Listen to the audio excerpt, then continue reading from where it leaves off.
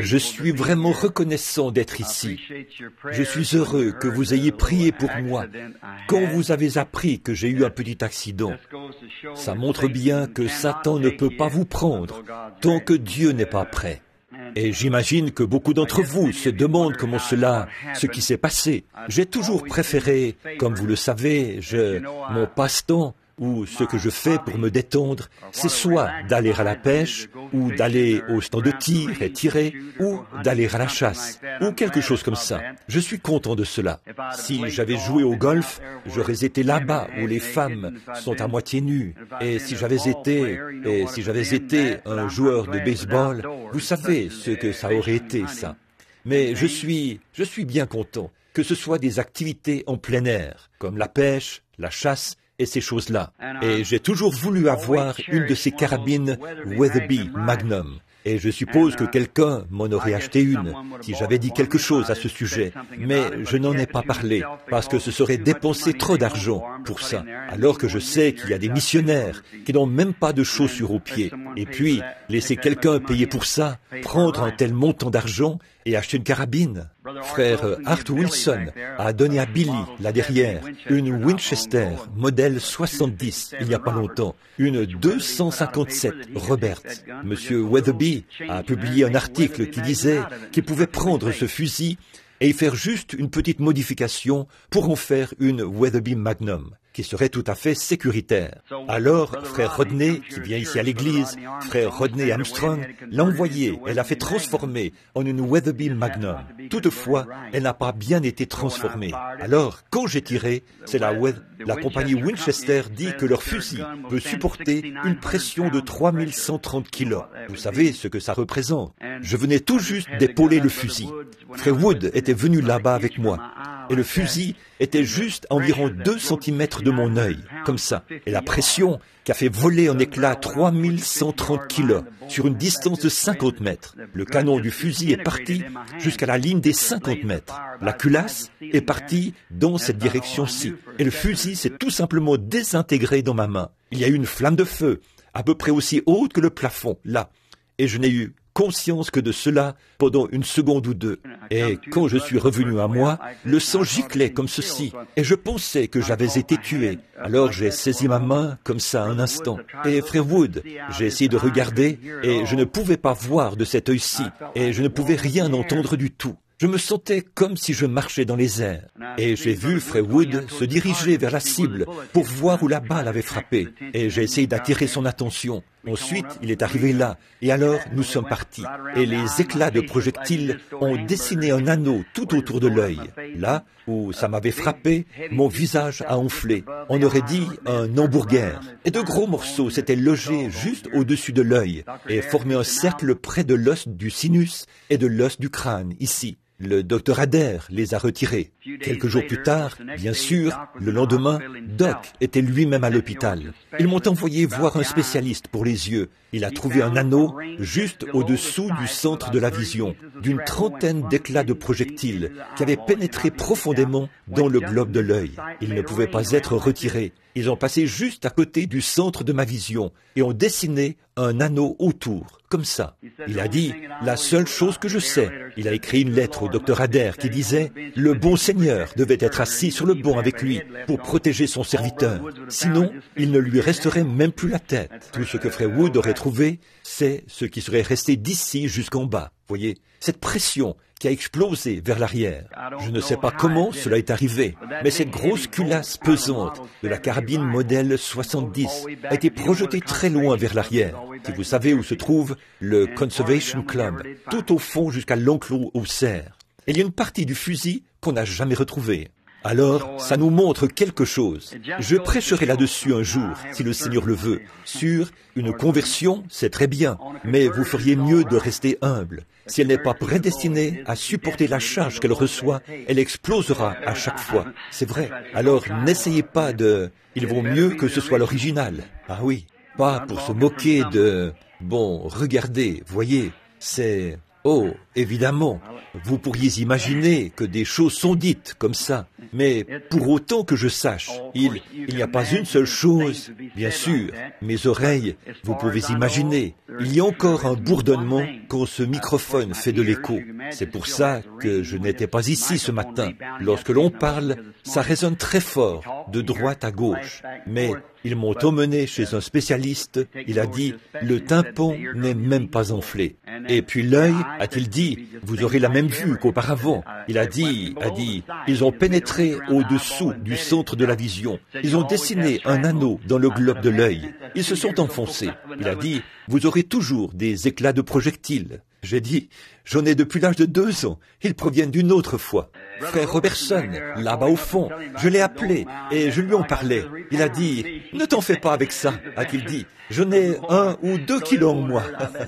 Il a dit, il est un vétéran de la guerre. Donc, ça ne te fera pas de mal. J'en ai eu plein.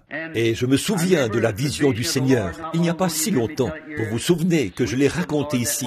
C'était la douceur du Seigneur ce matin-là. Il a dit, ne crains pas, car peu importe où tu iras ou quoi encore, la présence infaillible de Jésus-Christ est avec toi partout où tu iras. Donc, il ne peut pas. Satan ne peut pas me tuer. Tant que Dieu ne dit pas, c'est terminé. Voyez, il peut essayer, mais il ne réussira jamais.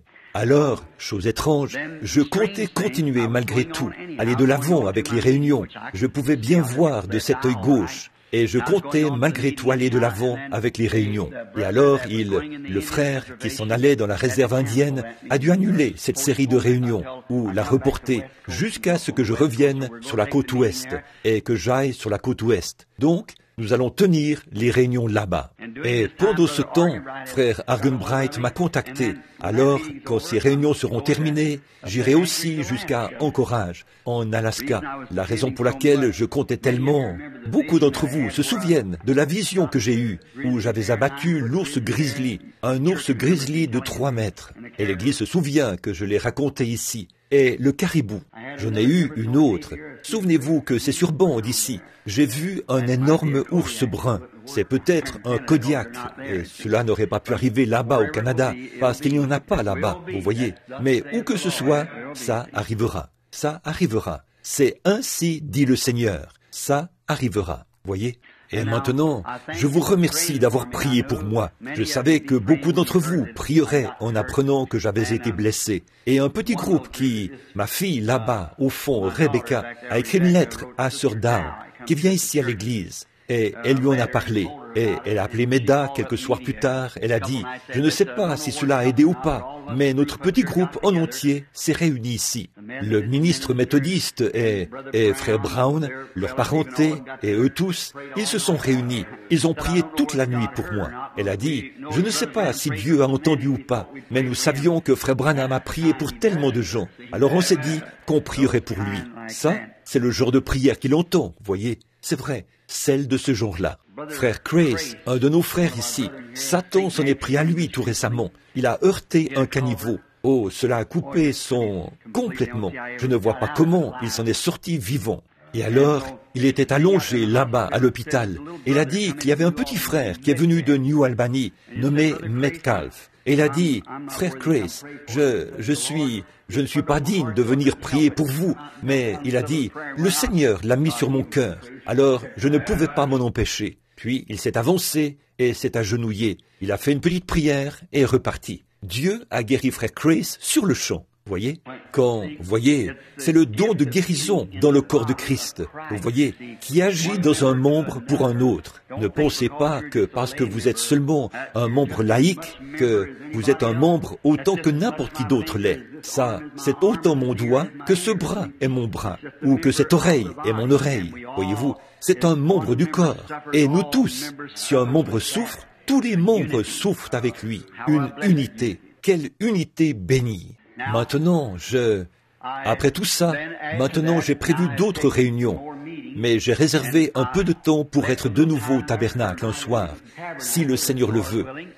Et si Dieu le veut, ce dimanche matin prochain, je voudrais parler sur le chemin du prophète, et puis au tabernacle.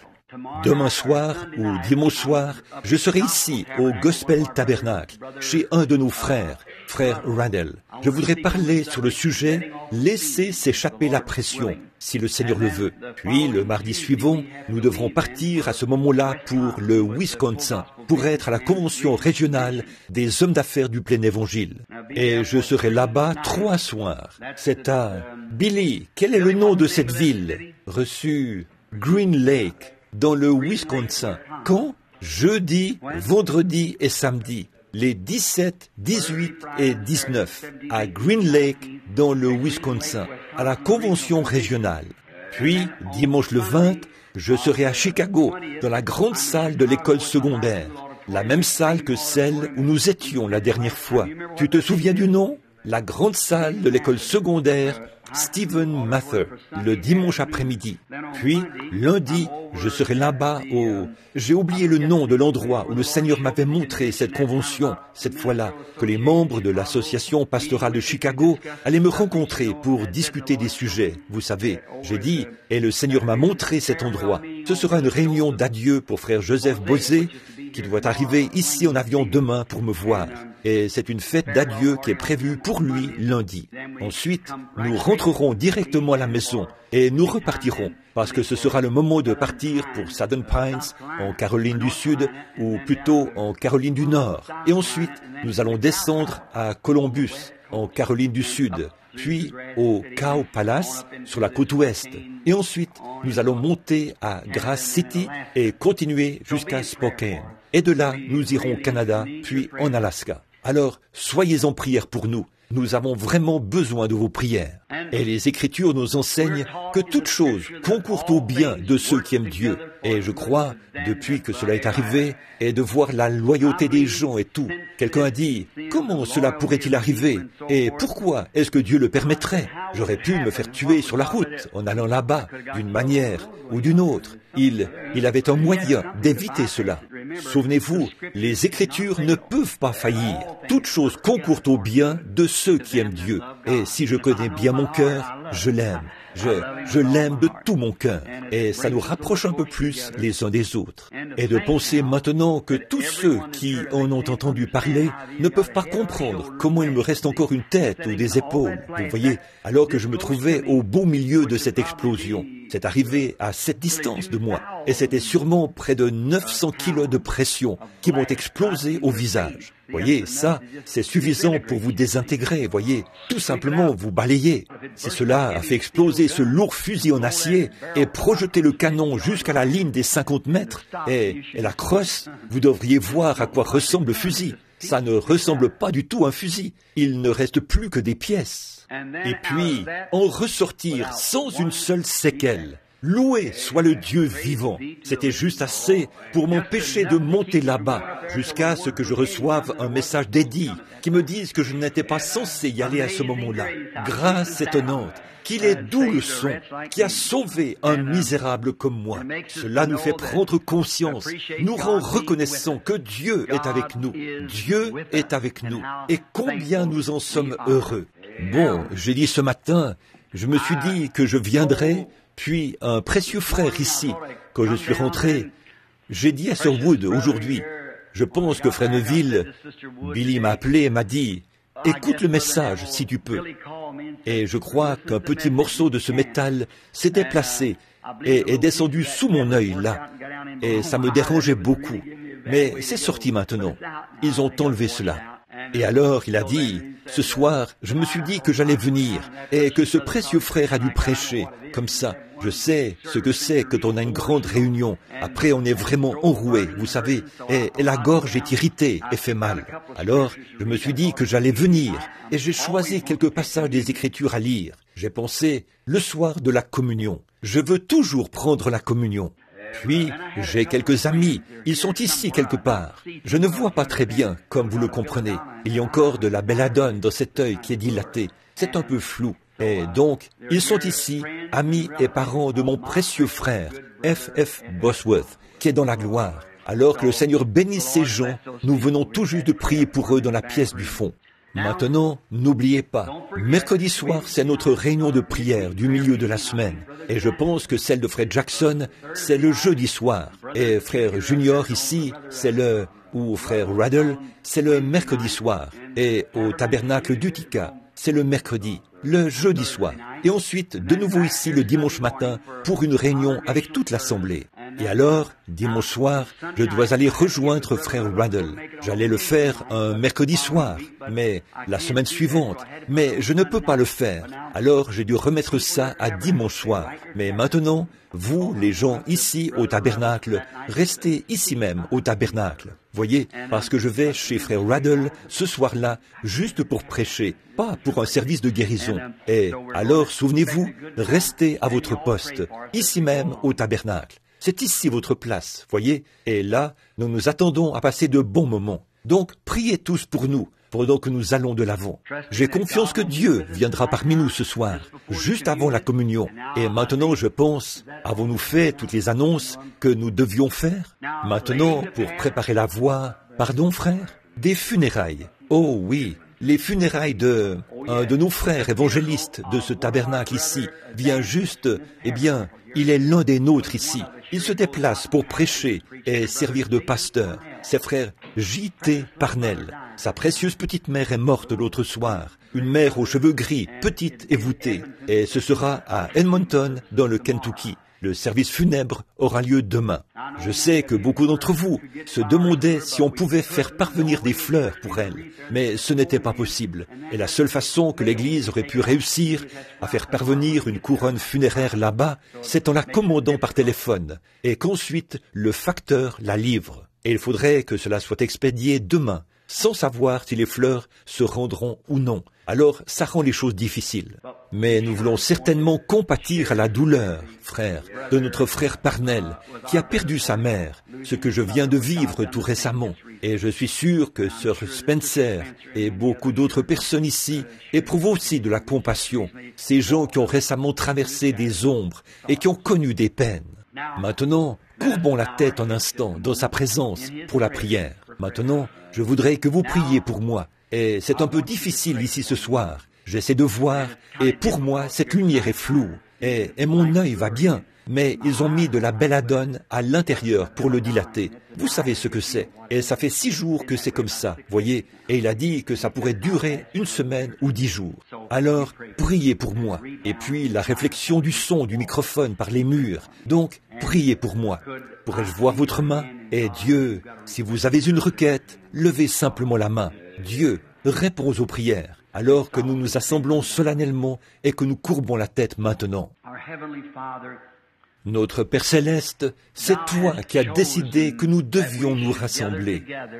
C'est la volonté de Dieu que nous nous rassemblions alors que nous voyons le jour approcher et que nous le fassions régulièrement, Seigneur, afin de nous rapprocher de toi et de nous rapprocher les uns des autres par un lien de communion fraternelle, ce qui est rendu possible par le sang versé de Jésus. Nous sommes si reconnaissants ce soir, Seigneur. Je n'ai jamais été aussi reconnaissant d'être ici, Seigneur. Et je suis tellement reconnaissant vers toi. Je n'arrive tout simplement pas à trouver les mots pour exprimer à quel point je suis reconnaissant d'avoir la vue et l'ouïe et d'être parmi les vivants ici sur terre pour continuer d'apporter l'Évangile. Cela nous rend si reconnaissants, Seigneur, quand on voit à quel point il s'en est fallu de peu que quand des hommes d'une grande intelligence se grattent tout simplement la tête et disent « Comment est-ce possible ?» Ce ne peut être rien d'autre que la main de Dieu. Alors je courbe la tête dans l'humilité, Seigneur, en voyant le miracle qui m'a été accordé et qu'il a été accompli à l'endroit où ton serviteur se trouvait. Je suis si reconnaissant. Et maintenant, Père, je consacre ma vie à ton service de nouveau, après être passé par là. Il est impossible d'avoir été plus proche de la mort dans cette vie qu'à ce moment-là, et de vivre. Alors, je suis reconnaissant. Et maintenant, je prie pour tous ces gens qui ont levé la main ce soir. Chacun d'eux avait une requête. Et beaucoup d'entre eux, presque tous, Seigneur, ont de la reconnaissance dans leur cœur pour ce que tu as fait pour eux aussi. Maintenant, nous sommes réunis ce soir pour une occasion très spéciale, prendre ce que nous appelons la communion, ou le souper du Seigneur. Communier signifie parler avec, ou s'entretenir avec. Et c'est ce que nous faisons maintenant, Seigneur. Nous nous entretenons avec notre Seigneur. Nous sommes en communion. Nous parlons. Nous nous attendons à lui pour sa réponse. Pour sa réponse. Et maintenant, Père, nous prions que tu communies avec nous ce soir par la parole écrite et donne-nous quelque chose dans notre cœur. Stabilise notre voyage, Seigneur, et renouvelle notre courage. Et bénis notre pasteur, Seigneur, notre précieux frère, ton serviteur, et sa femme, et sa famille, et les diacres, et les administrateurs, et chaque personne qui vient à l'Église. Ô Dieu, attire-nous plus près de toi, que ce soit comme le poète l'a dit, béni soit le lien qui nous unit en Christ. Notre communion d'âme sœur est semblable à celle d'en haut. Accorde-le Seigneur. Bénis tous les autres adorateurs à travers le monde. Et maintenant, Père, romps le pain de vie pour nous, alors que nous nous attendons à toi. Au nom de Jésus-Christ, ton enfant bien-aimé, nous le demandons. Amen.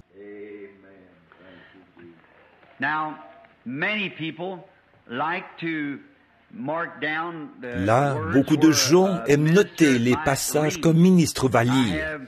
Et cet après-midi, après être sortis avec frère et sœur Wood, nous étions allés voir notre frère Goebel Robertson.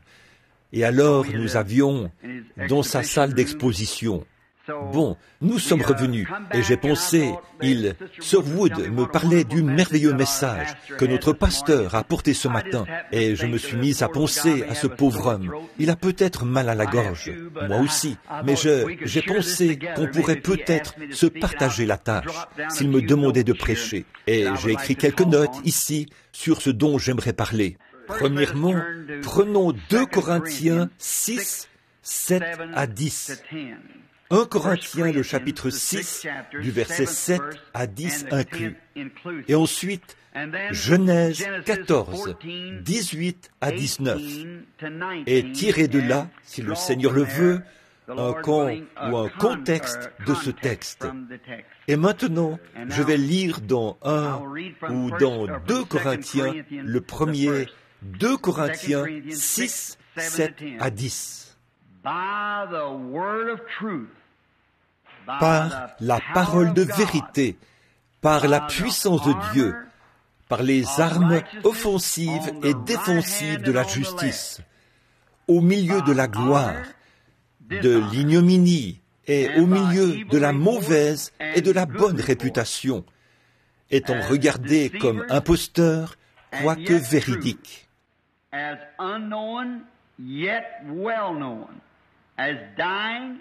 Comme inconnu, quoique bien connu, comme mourant, et voici nous vivons, comme châtié, quoique non mis à mort, comme attristé, et nous sommes toujours joyeux, comme pauvres, et nous en enrichissons plusieurs, et n'ayons rien, et nous possédons toutes choses.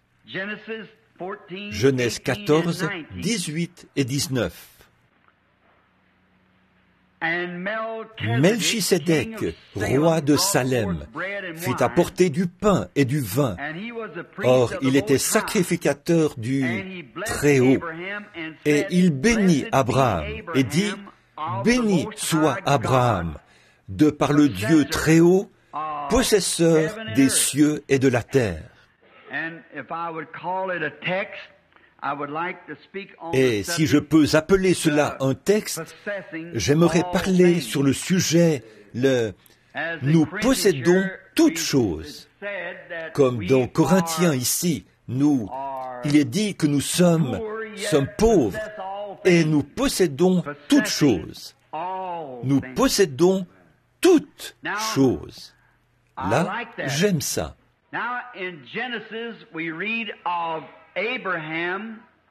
Maintenant, dans Genèse, nous lisons qu'Abraham a rencontré ce grand homme appelé Melchisédek, qui était le possesseur des cieux et de la terre.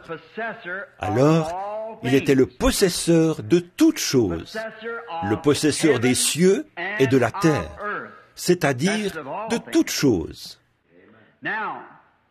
Maintenant, nous connaissons l'histoire d'Abraham et ce qui s'était passé.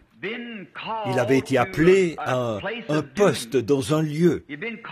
Il avait été appelé à sortir de son pays, le pays des Chaldéens, la ville dure, où il avait vécu avec son père et les siens. Et c'est là-bas, dans les vallées de Shinéar, probablement une terre riche et fertile. Et Abraham, d'après ce que nous comprenons, n'était pas une personne particulière aux yeux du monde.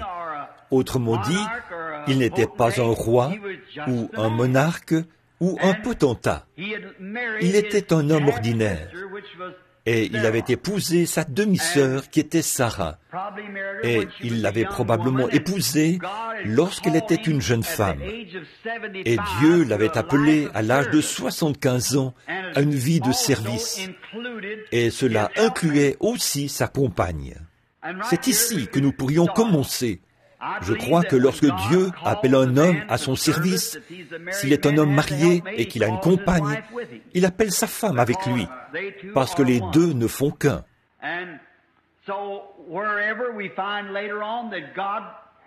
Et donc là, nous voyons plus tard que Dieu aurait probablement tué Sarah quand elle a douté du message de l'ange, 25 ans plus tard, quand ils étaient assis sous le chêne ce jour-là. Mais quand elle a ri, lorsque l'ange lui a dit, ou a dit à Abraham, qu'elle allait être mère, Sarah a ri en elle-même et s'est dit, comment le pourrais-je, à mon âge, à 90 ans, et son mari âgé de 100 ans? Son utérus s'était desséché depuis des années, et son corps à lui était comme mort. Alors, comment pourrait-elle à nouveau avoir du plaisir avec son mari?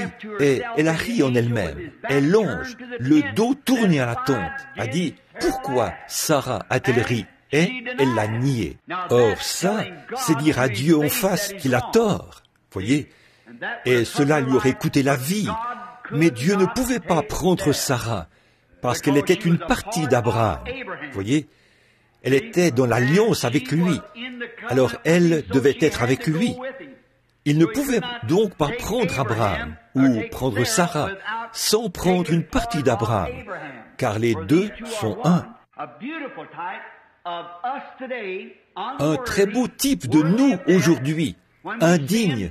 Nous méritons la mort quand nous péchons, mais Dieu ne peut pas nous tuer, parce nous sommes une partie de Christ.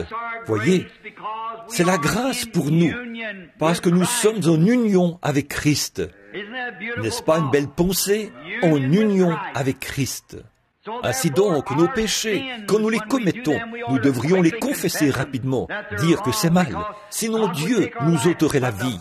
Mais le sang répond pour nous. Et Dieu ne peut tout simplement pas violer ce sang. Voyez, il ne peut tout simplement pas le faire, parce qu'il a promis qu'il ne le fera pas. Alors, il ne peut pas briser sa propre promesse. Voyez, alors Dieu s'est retrouvé les mains liées, pour ainsi dire. Voyez, il ne peut pas briser sa promesse. Il a promis ceci par ce sang. Quiconque croirait aurait la vie éternelle. Il ne peut pas briser cette promesse. Alors, nous voyons qu'Abraham, dans l'obéissance, a quitté sa maison, a quitté son pays, et s'est séparé de tout, de toutes ses possessions terrestres, pour voyager dans un pays étranger, pour y séjourner. Un type de l'Église. Il nous est demandé d'abandonner tout ce qu'il y a dans ce monde afin de suivre Christ. Maintenant, nous voyons Abraham qui continue année après année, et il a pris avec lui une certaine portion qui était son père, et ce dernier est mort aussitôt. Et il a aussi pris son neveu qui était Lot.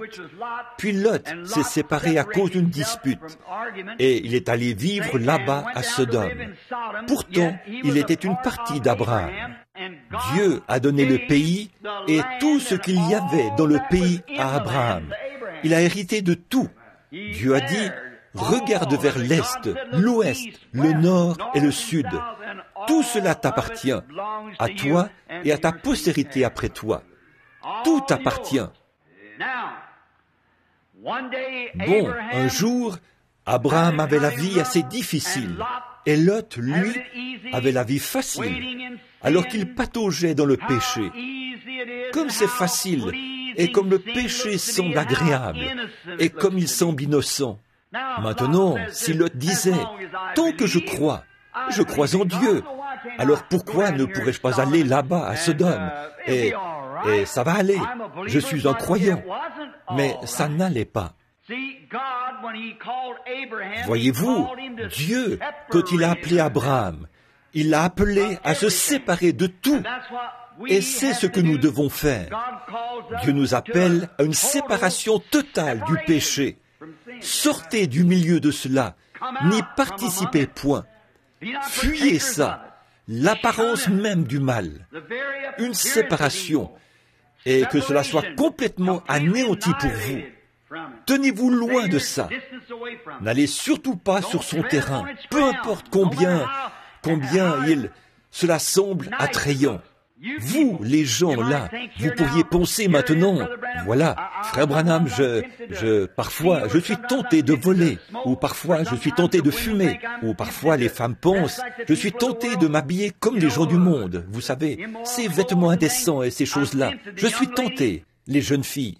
Maintenant, si vous pensez que ça, c'est une tentation, qu'en est-il de nous dans le ministère, où chaque petit mouvement doit être surveillé? Voyez-vous, combien plus grande est la tentation pour nous, et combien plus on aura des comptes à rendre, parce que vous devez rendre compte de votre âme, mais nous devrons rendre compte de tous ceux à qui nous parlons. Voyez? Donc Satan, constamment, ou vous diriez, n'est-ce pas une belle petite robe? C'est très mal de porter cela, mais n'est-elle pas très jolie? Elle m'irait à merveille. Alors que pour moi, bon, ça, vous savez que c'est mal. Mais pour un ministre, tu devrais aller à cette réunion là-bas. C'est parfait, ça. Ils disent que c'est tellement grand, l'assemblée, et pourtant, il vous faut attendre jusqu'à ce que vous entendiez Dieu dire, vas-y. Vous voyez? Oh, voudriez-vous venir par ici et voir cette personne ici? Voici un tel. Vous devez être vigilant, faire attention. Voyez? Oh, c'est tellement sournois. Et bon, nous devons faire attention à ces choses. Or, il fallait qu'Abraham soit vigilant, lui aussi. Mais lui, au lieu d'aller à Sodome avec Lot, il s'est séparé et est allé dans le désert. Il a pris le chemin avec le petit nombre des méprisés qui appartiennent au Seigneur. Cela devrait être notre attitude. Prendre le chemin avec le peuple de Dieu. Peu importe que ce soit difficile ou facile, y aller quand même.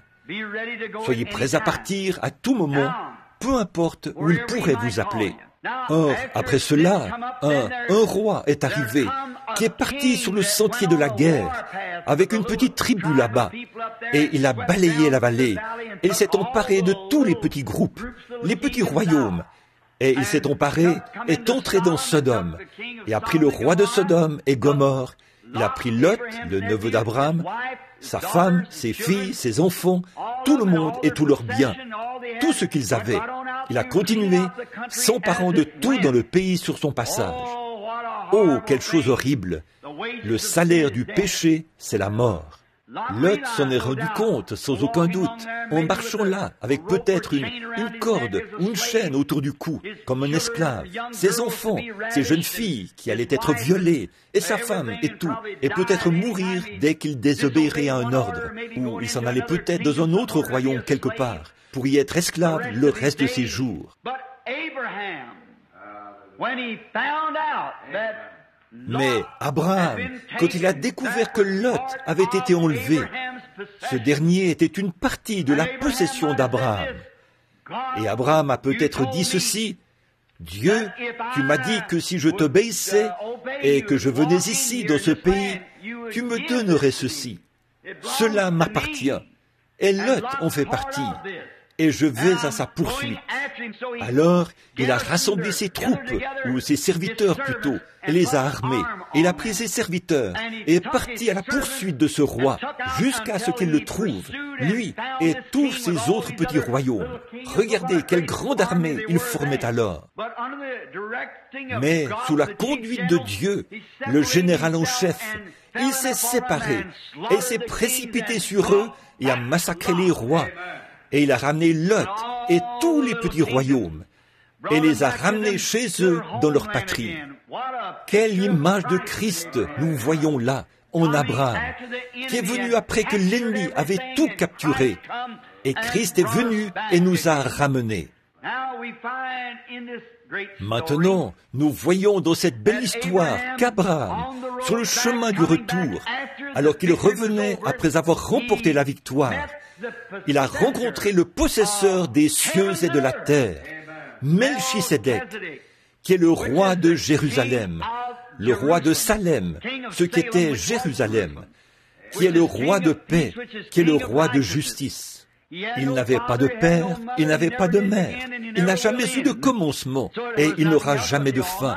Donc, il n'était rien d'autre que le Tout-Puissant. Et il l'a rencontré sur le chemin du retour. Après avoir tué le roi, il a rencontré le possesseur, celui qui possédait toutes choses, l'a rencontré sur le chemin du retour. Quelle chose glorieuse! Bon, Abraham, j'aime ceci. Abraham était héritier de tout par la promesse. Alors il pouvait revendiquer tout ce qu'il y avait dans le pays, et le pays lui-même. Abraham avait reçu la promesse. Maintenant, nous comprenons qu'Abraham était l'homme le plus pauvre de tout le pays, parce qu'il vivait dans le désert, et il vivait en paix avec Dieu. Et Lot, riche, habitait dans la ville, et il était devenu le gouverneur de la ville.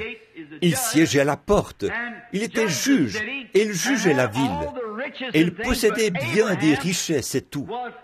Mais Abraham était dans le désert, et peut-être l'homme le plus pauvre du pays. Et pourtant, il était en droit de tout posséder. Amen. Voilà ce que j'aime.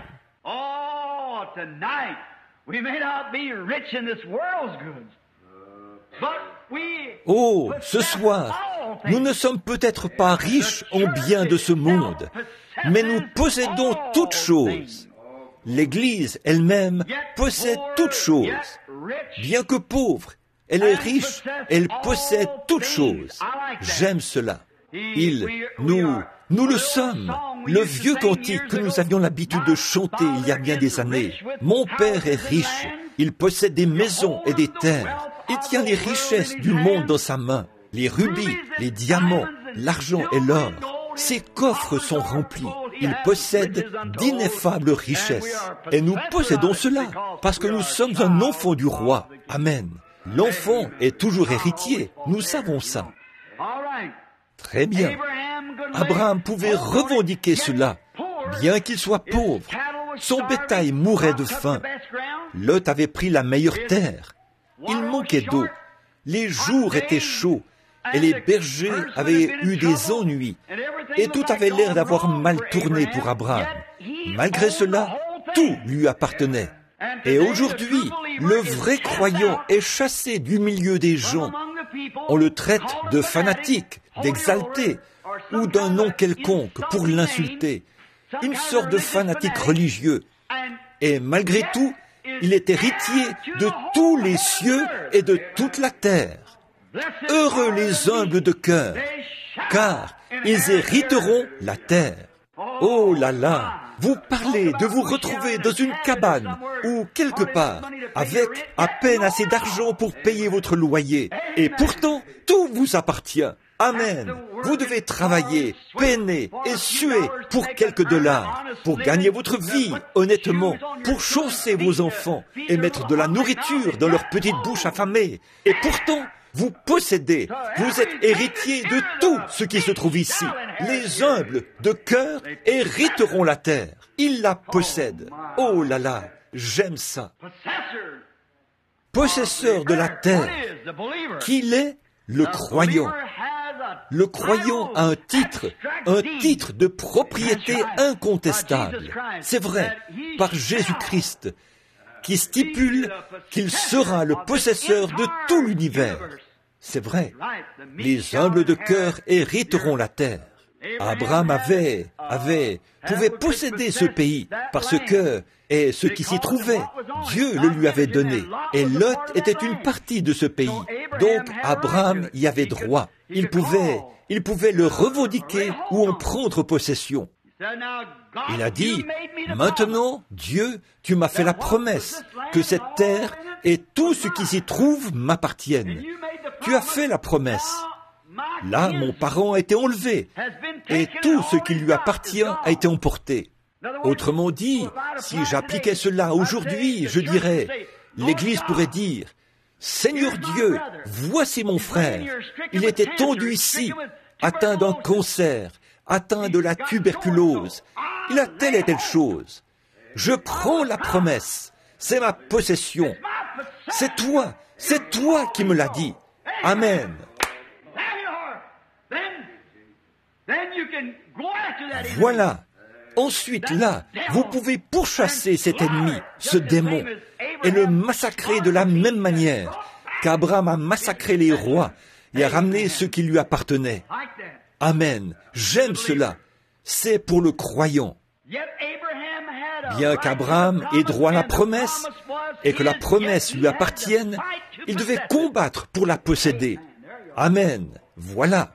Les croyants aujourd'hui, bien que nous soyons héritiers de toutes choses, bien que nous soyons héritiers de chaque bénédiction spirituelle, de chaque bénédiction physique, de chaque bénédiction promise dans la Bible, nous devons combattre pour chaque pouce de terrain. Dieu avait prévu que ce soit ainsi. Ça a toujours été comme ça. Vous devez combattre pour posséder ce que vous savez être à vous. Il vous faut combattre pour le posséder. Et c'est ce que nous devons faire maintenant. Vous dites, Frère Branham, j'ai besoin de guérison. La promesse vous appartient. Mais si jamais vous l'obtenez, vous ne l'obtiendrez pas facilement. Ça, je peux vous le dire. Il vous faudra l'arracher à Satan. Si Satan s'empare de votre santé, vous avez le droit d'aller vers Satan et dire, rends-la-moi, donne-la-moi. Je viens au nom du Seigneur, le possesseur des cieux et de la terre, et je suis son héritier. Rends-la-moi.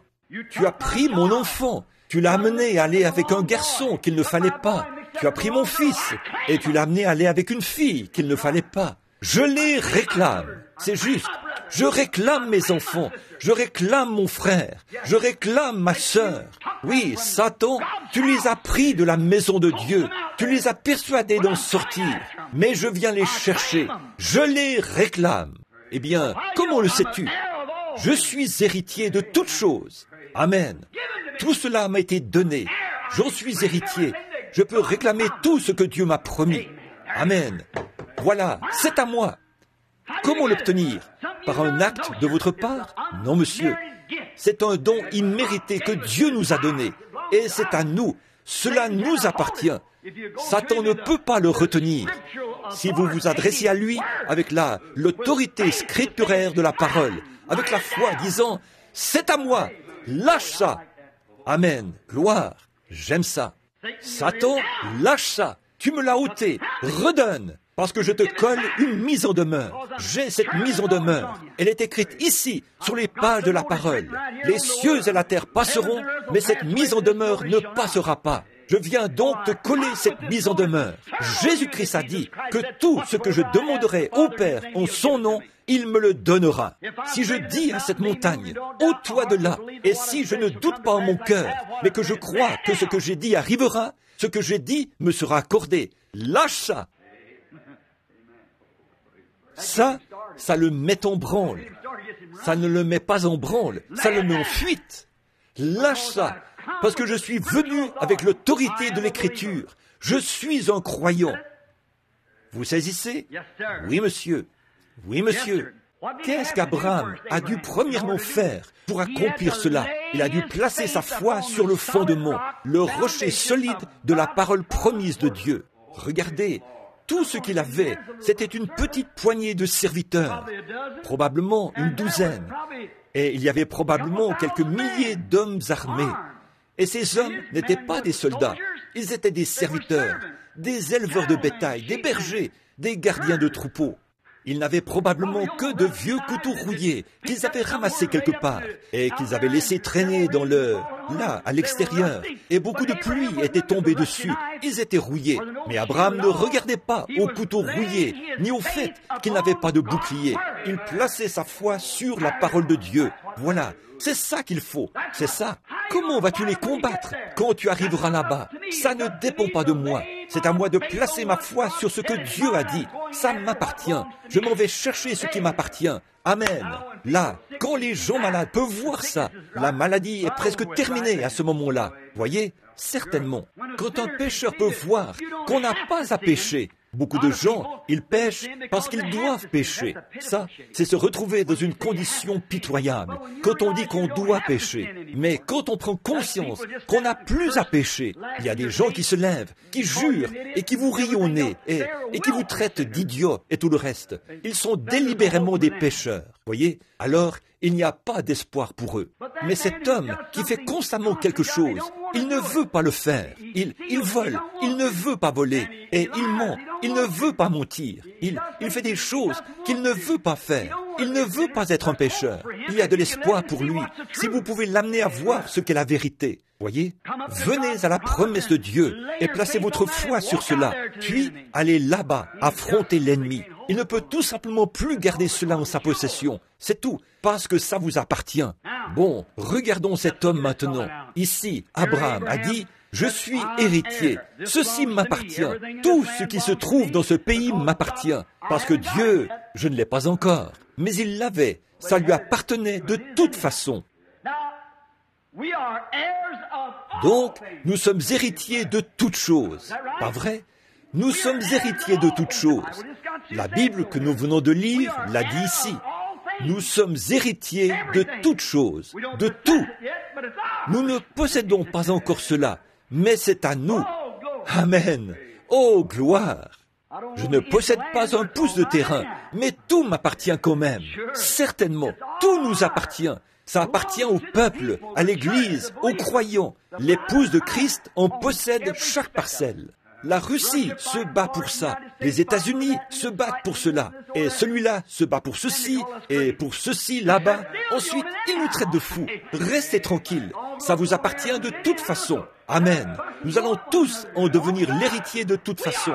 Alors, laissez-les se disputer et se faire sauter les uns les autres. Cela nous appartient. C'est nous qui les aurons. Jamais ils n'y auraient pensé, eux. Mais c'est à nous de toute façon. C'est à nous de toute façon. Qui aurait pensé que ce pauvre vieillard là-haut, il avait ce bétail tout maigre et squelettique, en haut de la colline, qu'il possédait tout, toute la Palestine lui appartenait. Oui, monsieur.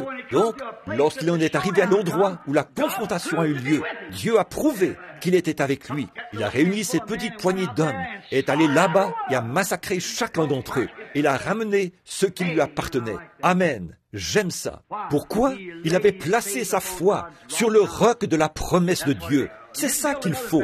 Il n'a pas bâti une autre fondation. Il n'est pas allé adhérer à une organisation ou obtenir quelque chose comme ça. Il avait placé sa foi sur cette promesse. Amen. C'est ça, sur cette promesse. Et là, il est allé de l'avant. Que l'épée soit rouillée ou non, ça ne faisait aucune différence pour lui. Sa foi était placée sur la promesse. Et quand vous vous avancez pour qu'on prie pour vous, si vous voulez recevoir le salut, si vous voulez recevoir la guérison divine, ou quoi que ce soit, si vous êtes un croyant, vous êtes héritier de toutes les promesses. Alors placez votre foi sur la promesse et allez de l'avant. Dites à Satan, rends-le-moi, rends-le-moi, c'est à moi. Ne le laissez pas vous bluffer. Restez fermement campé sur cette position et il vous le rendra. Dieu a dit qu'il le ferait. Alors, il doit le faire. Voilà l'autorité que vous possédez. C'est vrai, héritier de toutes choses. Il est resté sur cette fondation, la parole promise. Et il a eu un héritier. Il était l'héritier. Donc il le savait. Très bien, monsieur. Après que la promesse lui a été confirmée, il a eu la communion avec celui qui a fait la promesse. J'aime ça. Après que Dieu a fait la promesse.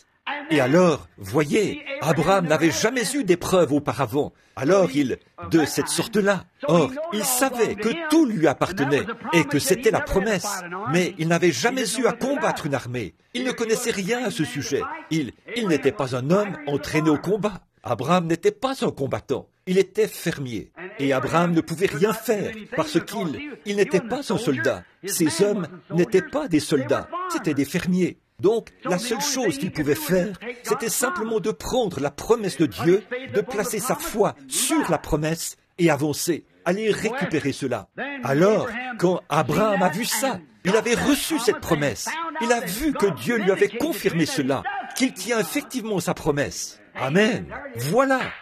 Si vous n'avez encore jamais reçu le Saint-Esprit, si vous ne savez pas ce que c'est, quelque chose vous dit que vous désirez le recevoir, ne bougez pas de là. C'est la vie éternelle. Vous êtes héritier de cela. Ne bougez pas de là.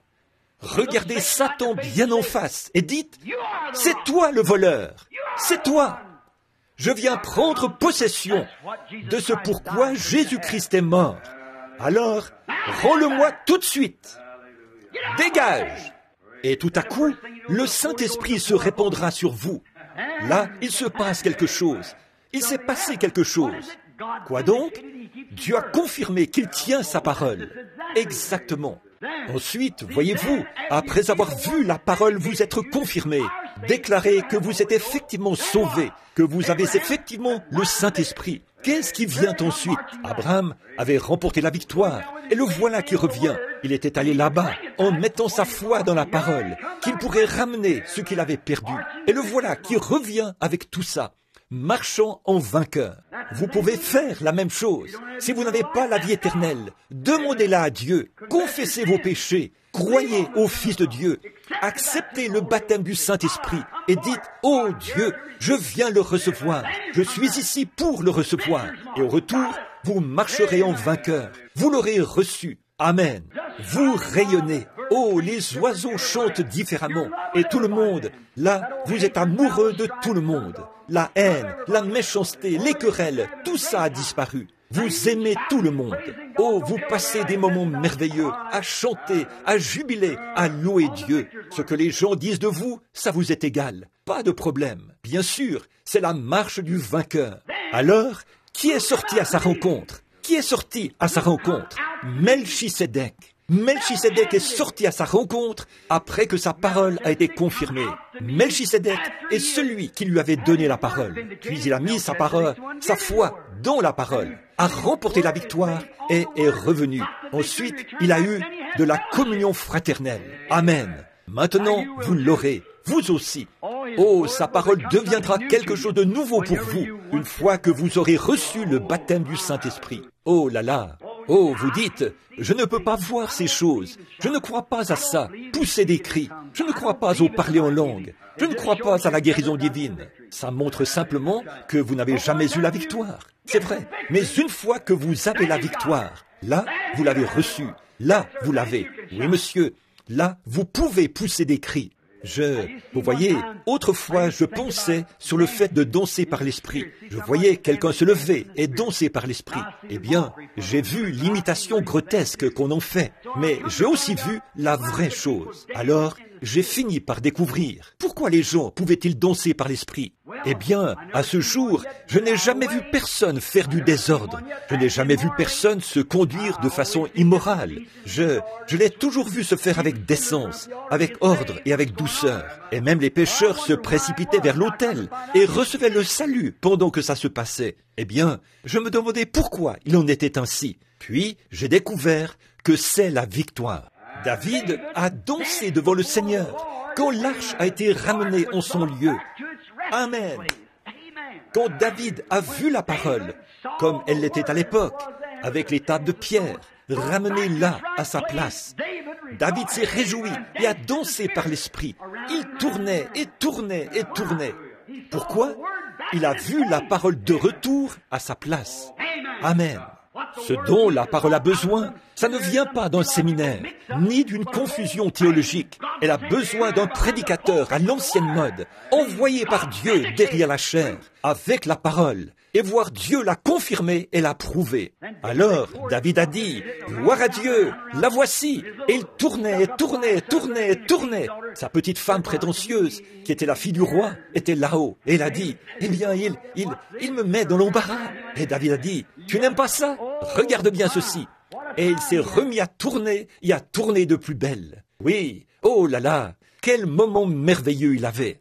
Vous savez, Dieu a regardé du haut du ciel et a dit, « David, tu es un homme selon mon cœur. » Voyez? Pourquoi? Il avait perdu toute fierté. Il avait perdu toute la sienne. Pourtant, il était marié à la fille d'un roi. Mais cela n'a même pas été pris en considération à ce moment-là. Il savait qu'il connaissait le possesseur des cieux et de la terre. Et voici que la parole de Dieu revenait parmi eux. Et David en était si heureux qu'il a dansé. Il a dansé de toutes ses forces. Myriam, elle a saisi le tambourin et est descendue en dansant sur la rive de l'autre côté. Après avoir traversé la mer Rouge et avoir vu ses ennemis noyés, elle pouvait danser par l'esprit. Quand elle a vu que les ennemis qui l'avaient tourmentée étaient morts, elle s'est mise à danser par l'esprit. C'est vrai, là, vous voyez, après avoir gagné la bataille, ensuite la gloire de Dieu descend. Alors, nous voyons qu'il l'a rencontré, et après que la promesse a été confirmée, il a eu de la communion fraternelle.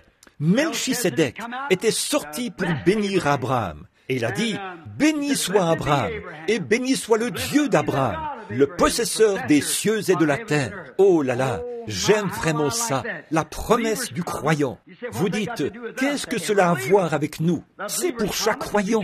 La promesse du croyant est la vie éternelle. La promesse du croyant est la vie, la joie, la paix, la longanimité, la bonté, la patience, les fruits de l'esprit. La guérison divine. J'ai une douzaine de choses, ou presque, notées ici. C'est votre possession. Cela vous appartient. Mais vous ne pouvez pas l'avoir à moins de combattre pour l'avoir. C'est à vous. Tout ce qui est visible, toute chose temporelle qui est visible m'appartient. Dieu me l'a donné, car c'est par Christ qu'il me l'a donné. Et les choses invisibles m'appartiennent. Amen. J'aime ça. Ce que vous pouvez voir, comme la guérison divine, ainsi de suite, tout ça, c'est bien. Nous apprécions cela. Mais l'invisible. Maintenant, la science peut enquêter là-dessus et dire, eh bien, voyons voir. Laissez-moi mener cet homme. Vous avez dit qu'il était guéri. Laissez-moi l'amener et l'examiner. Laissez-moi voir ce qui s'est passé. Et vous dites que vous aviez eu une tumeur, monsieur? Oui, juste là. Eh bien, laissez-moi faire une recherche scientifique pour voir si la tumeur n'est pas allée plus profondément et qu'elle n'est pas vraiment partie. Vous dites que vous étiez aveugle et que maintenant vous voyez. Comment puis-je le savoir? Laissez-moi examiner ça scientifiquement et le voir. Maintenant, il pourrait enquêter là-dessus. Et pourtant, je suis héritier de cela aussi, de tout ce qui est physique. Et puis, je suis aussi héritier des choses qu'on ne peut pas voir, que la science ne peut pas sonder. Amen. Amen. Des choses invisibles. Amen. Je suis héritier de ça. Oui, monsieur. Les choses qu'on peut voir, j'en suis héritier. Cette terre ici, j'en suis héritier. Vous en êtes héritier. Chaque croyant en est héritier. Il en est héritier. Très bien. Et l'invisible, possesseur de quoi? Des cieux et de la terre. Amen. De toutes choses. Le croyez-vous? Vous dites, frère Branham, qu'en est-il de là-bas où vous ne pouvez pas voir? Comment le savez-vous? Ça m'appartient aussi. C'est vrai. Le ciel m'appartient. Je suis heureux que ça m'appartienne. Dieu l'a dit. Et c'est vrai. Eh bien, vous ne l'avez jamais vu. Comment savez-vous que ça existe? Je sais que ça existe de toute façon. Dieu l'a dit. Comment savez-vous que vous en êtes héritier alors que vous ne l'avez jamais vu? Je crois sa parole. Amen. Voyez, je suis héritier. Vous êtes héritier avec moi. Nous sommes tous ensemble héritiers par Jésus-Christ. Avez-vous remarqué ici, dans Corinthiens, dans 2 Corinthiens, Paul a dit au sujet de la mort, nous possédons la mort. Pensez-y. Nous possédons la mort? Oui, monsieur. Elle doit nous écouter. Amen. Eh bien, gloire. Là, j'ai oublié l'explosion du fusil maintenant, voyez. Pourquoi ne m'a-t-il pas tué? Parce qu'il ne le pouvait pas. Voilà pourquoi. Dieu n'était pas prêt. Il peut venir autant qu'il veut, mais il ne peut pas vous prendre. Amen. Gloire. J'ai payé ma dette pour cela il y a longtemps, quand j'ai cru en Jésus-Christ, qui est vivant au siècle des siècles. Maintenant, la mort écoute ce que nous disons. Amen. Vous dites, un possesseur de la mort, c'est ce que Paul a dit ici dans Corinthiens. Nous possédons même la mort. Eh bien, lorsqu'il s'apprêtait à lui couper la tête, il a dit, « Ô mort, où est ton aiguillon? Où est ton aiguillon? Montre-moi comment tu peux m'effrayer. »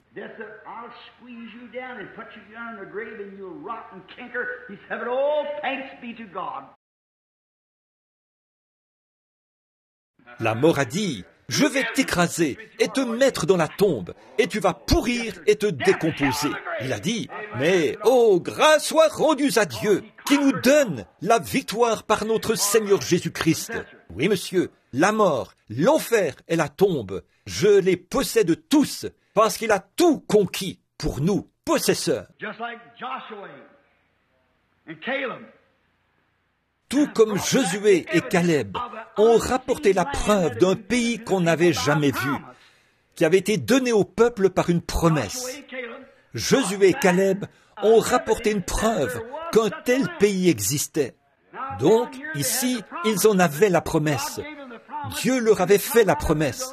Et ils sont arrivés jusqu'au pays, mais ils ne l'avaient jamais vu. Et Josué et Caleb sont allés dans le pays promis et ont rapporté la preuve que le pays existait et que c'était un bon endroit où coulait le lait et le miel. Amen. Qu'est-ce que c'était? Ils allaient posséder ce pays. Ils avaient la promesse. Ils étaient en route et ils étaient presque arrivés au Jourdain. Josué a traversé et a rapporté la preuve que c'était un bon pays. Ce que Josué a fait pour les enfants d'Israël. Josué signifie sauveur, le mot Josué. C'est la même chose que Jésus a faite pour l'Église lorsqu'ils l'ont tué. Il a vaincu la mort, il a vaincu l'enfer, il a vaincu la tombe et il est ressuscité avec la preuve, le baptême du Saint-Esprit, qu'il y a au-delà du fleuve un pays qu'on appelle l'éternité bénie. Amen. Il est revenu et nous a apporté une preuve. Qu'est-ce que ça fait, frère Branham? Ça vous fait arrêter de mentir, de voler, de boire, de jurer, de faire des choses immorales et tout. Ça fait de vous une nouvelle créature. Moi qui, autrefois, étais mort par mon péché et par mes offenses, ce n'est plus moi qui vis, c'est Christ qui vit en moi. Je suis une nouvelle créature en Jésus-Christ. Amen. Héritier de la promesse. Alléluia. Oui, monsieur, ce pays nous appartient. Comment le savez-vous? Josué est ressuscité des morts. Il a rapporté la preuve, le Saint-Esprit. Je l'ai. Amen. Ouh, gloire. Je suis héritier. Oh, un enfant du roi. Un enfant du roi. Héritier de toutes choses. La Bible l'a dit. Le même Dieu qui a fait à Israël la promesse de ce pays promis. C'était une chose invisible à leurs yeux. Cette même Bible, ce même Dieu nous a fait la promesse de la vie éternelle. Et le Saint-Esprit en rend témoignage. Christ est vivant, pas mort. Il vit ici parmi nous. Il vit en nous, à travers nous. Il agit autour de nous. Amen. C'était lui qui était assis sur ce banc là-bas l'autre jour, quand Satan a vu une occasion de me tuer, mais il ne pouvait pas le faire. Amen. Et il ne le fera jamais avant que Christ ne dise que le moment est venu. Amen. Peu importe le nombre de fois qu'il vient, il repartira les mains vides tant que Christ ne donnera pas un ordre. Amen. Une promesse. Dieu l'a promis. C'est la parole de Dieu qui le promet. Et nous le croyons parce que nous sommes héritiers. Je suis héritier de la guérison divine. Je suis héritier de la joie. J'ai le droit d'être heureux. Alors, qu'est-ce qui vous rend si heureux? J'ai le droit de l'être. Comment le savez-vous? Parce que j'en suis héritier. Amen. Ouh! Maintenant, je me sens religieux. Oui, je suis héritier du bonheur. Je suis héritier de la joie. Je suis héritier de la paix. Je suis héritier de la vie éternelle.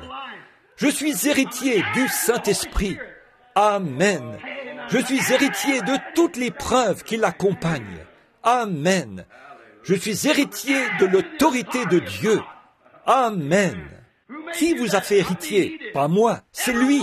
Chacun de vous est héritier de la même chose, héritier d'un trône. Celui qui vaincra s'assiera avec moi sur mon trône, comme moi j'ai vaincu et me suis assis sur le trône de mon Père. Amen. Héritier de toutes choses, pas seulement d'une chose, mais de toutes choses. Tout est sous vos pieds. Même la mort est sous vos pieds, la tombe est sous vos pieds, l'enfer est sous vos pieds, le péché est sous vos pieds, tout est sous vos pieds.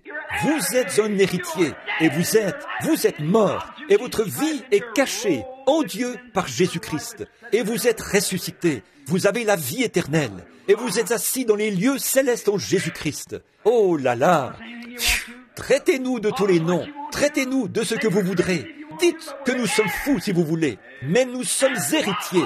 Héritiers de quoi? De toutes choses. Êtes-vous héritier du Branham Tabernacle? Non, je suis héritier de toutes choses, de tout ce que l'on voit, du présent, du futur, de tout. J'en suis héritier. Et chaque péché et la méchanceté ont été mis sous mes pieds par la grâce de Jésus-Christ.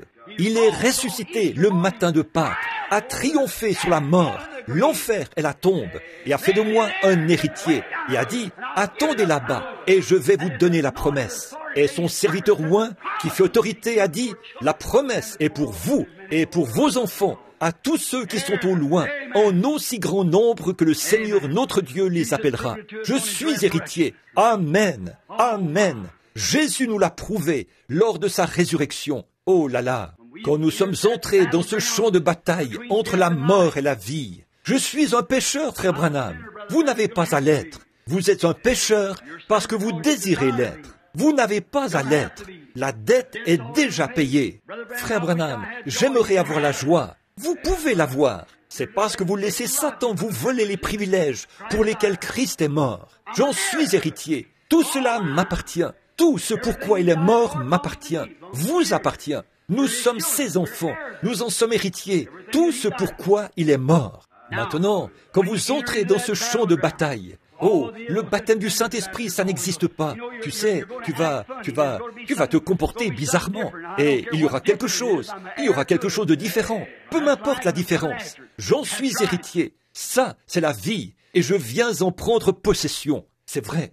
Ça devrait être le motif de chaque pécheur. Je viens pour la recevoir sur la base du Saint-Esprit, qui est ici maintenant, et qui me dit de venir et de la recevoir. Ça m'appartient. Je ne vais pas me lever tant que je ne l'aurai pas reçu. Je ne vais pas devenir un fanatique. Je ne vais pas bouger d'ici. Peu m'importe ce qui se passe. Je vais prier sans cesse, jusqu'à ce que tu me donnes le Saint-Esprit, Seigneur. Et je sais que tu vas me le donner maintenant. S'il y a quelque chose de mal dans ma vie, dis-moi ce que c'est, et je le mettrai en ordre. Qu'est-ce que c'est, Seigneur? Je vais aller mettre la chose en ordre. Si Dieu ne vous révèle rien, dites, alors Satan, je viens en prendre possession. Tu ne peux plus te tenir là. Dégage! Voilà, héritier de toutes choses, héritier de la vie éternelle, héritier de la guérison divine. Oh, héritier du salut, acquis par Dieu, né de son esprit, lavé dans son sang. C'est là mon histoire, c'est là mon chant. Louez mon Sauveur le jour durant. Parfait repos et parfait bonheur. En toi, mon Sauveur, j'ai la paix du cœur. Je veille en attendant ton retour. Je suis comblé, sûr de ton amour. Alléluia! Voilà, c'est là mon histoire et c'est là mon chant. Je suis héritier du salut. Le salut, qu'est-ce que c'est? C'est quelque chose qui vous a été donné. C'est un don. Je suis héritier du salut. Quel genre? Pour avoir la vie éternelle. Le salut pour mon âme, le salut pour mon corps, le salut pour ma lassitude, le salut pour toute chose. Dieu m'a fait héritier de tout par Christ, et il est mort, ressuscité, et il est revenu à porter la preuve. Et l'a répandu sur nous. Oh là là! Gloire! Oh là là! Alors, quand vous allez là, que faites-vous? Quand vous y allez comme Abraham y est allé, avancez-vous avec cette promesse. Dieu, tu m'as dit que ça m'appartient. J'ai foi en ta promesse. J'apporte ta parole. Tu as promis ceci. Tu as dit, demandez et vous recevrez. Cherchez et vous trouverez. Demandez et cela vous sera donné. Frappez et l'on vous ouvrira. Me voici, Seigneur. Je suis ici. Je frappe. Je cherche. Je demande. Je dois recevoir cela. Voilà, quelque chose se produit à ce moment-là. Oh, quand vous appliquez cette parole, regardez ce que Satan a fait quand Jésus a appliqué la parole contre lui. Et il est aussi écrit, il a fait un bond pour s'éloigner de ce fil, comme je l'ai dit l'autre soir. Oui, monsieur. Alors, qu'en est-il une fois que vous avez vaincu? Comment pouvez-vous vaincre? Pourriez-vous le faire par vous-même? Non. Quelqu'un est allé au-devant de vous et a vaincu pour vous. C'est Christ. Je n'en suis qu'héritier. Je n'ai pas à faire quoi que ce soit. Je suis héritier de la promesse. La seule chose que j'ai à faire, c'est mettre ma foi dans sa promesse. Le voyez-vous? Frère Branham, en êtes-vous digne? Non. Pensez-vous que j'en suis digne? Non. Pensez-vous que l'évêque en est digne? Non. Y a-t-il déjà eu un homme qui en était digne? Non. Eh bien, pourquoi? Vous êtes héritier. Si vous étiez le pire ivrogne au monde et que votre père vous laissait $1 million, que vous en soyez digne ou pas, son héritier, vous êtes l'héritier de l'héritage de votre père. Quoi qu'il vous ait laissé, ça vous appartient. Que vous en soyez digne ou pas, il vous l'a laissé. Amen. J'étais un pécheur, mais je suis héritier. Je ne valais rien, pas encore, mais je suis quand même héritier. J'aurais dû mourir et aller en enfer. Mais je suis héritier. Je suis héritier de quoi? La vie éternelle. Comment savez-vous que vous allez la recevoir? Je l'ai ressenti. Le Saint-Esprit l'a amené. Jésus est ressuscité des morts, afin que l'Esprit puisse venir. Et maintenant, il est venu. Et il rend témoignage et confirme exactement ce qu'il a dit qu'il ferait. Je suis passé de la mort à la vie. Je suis devenu une nouvelle créature en Jésus-Christ. Alors, je suis héritier. Oui, monsieur. Maintenant, je suis en route. Amen. Les choses sont anéanties. Qu'en est-il de toutes ces choses méchantes que j'ai faites, comme Myriam l'a fait? Regardez vers l'arrière. Les voilà mortes, ensevelies dans la mer de l'oubli, dans le livre de Dieu, le grand livre au ciel. C'est déjà fait. Mon nom a été mis dans ce livre, et c'est scellé, et c'est dans la mer de l'oubli. Et il y a un nouveau livre, dans lequel est inscrit un nouveau nom dans la gloire. Et ça m'appartient. Oui, donc nous sommes héritiers de toutes choses. C'est comme avec Abraham. Qu'est-ce que Dieu lui a dit? Ce pays t'appartient. Ce qu'il contient t'appartient. Regarde vers l'est, vers le nord, vers l'ouest et vers le sud. Tout cela t'appartient. Tout ce qu'il y a ici. Je veux que tu voyages dans un pays étranger et je vais te faire héritier de ce pays. Je vais te le donner à toi et à ta postérité après toi, pour toujours.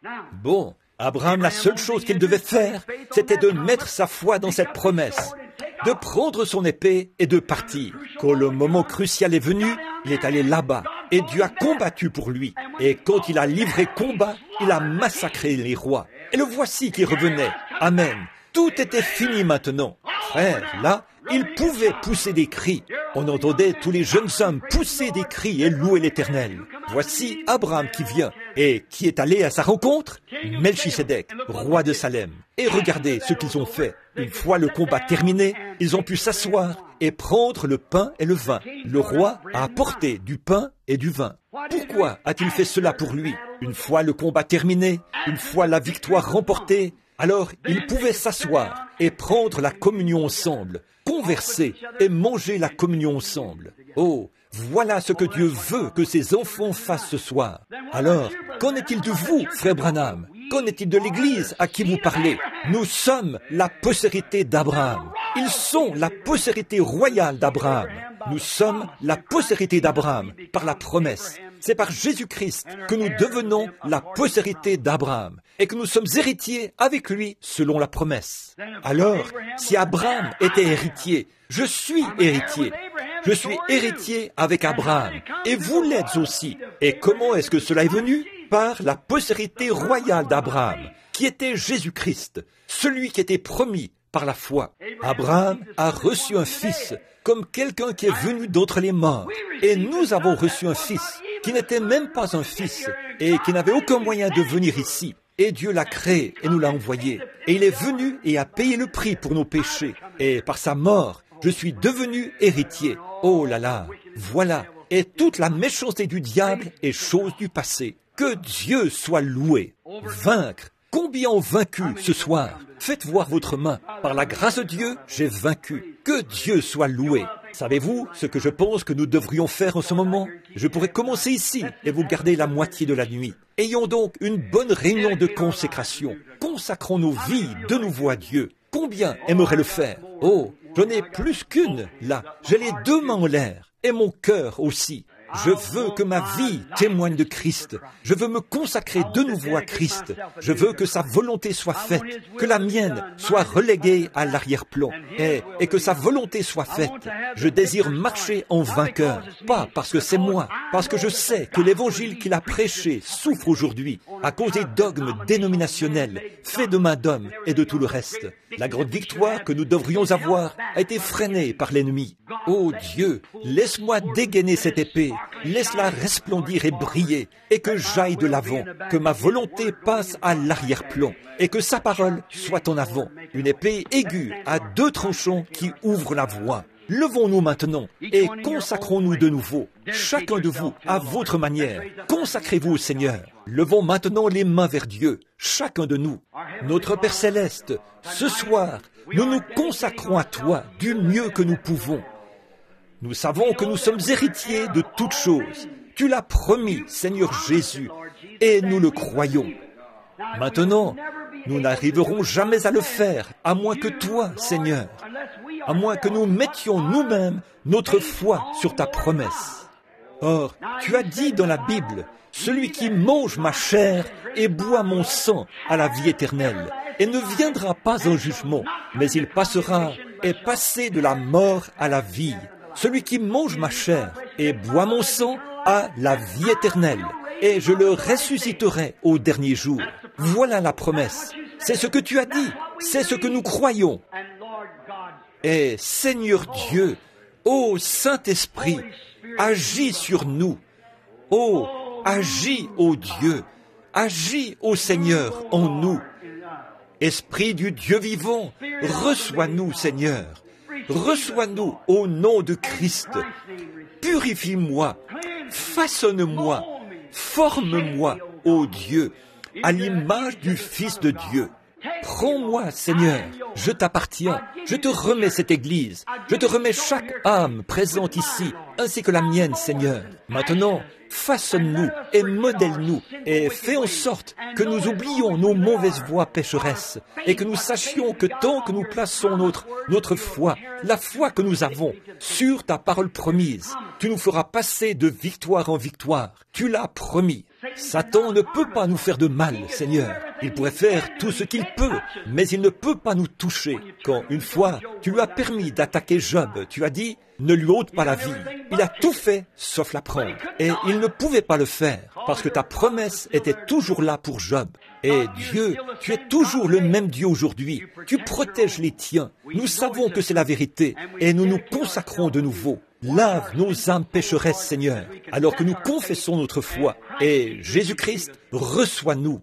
Et alors que nous nous apprêtons à prendre ce souper du Seigneur, ô Dieu, parle-nous dans notre cœur. Dis-nous maintenant où nous sommes fautifs.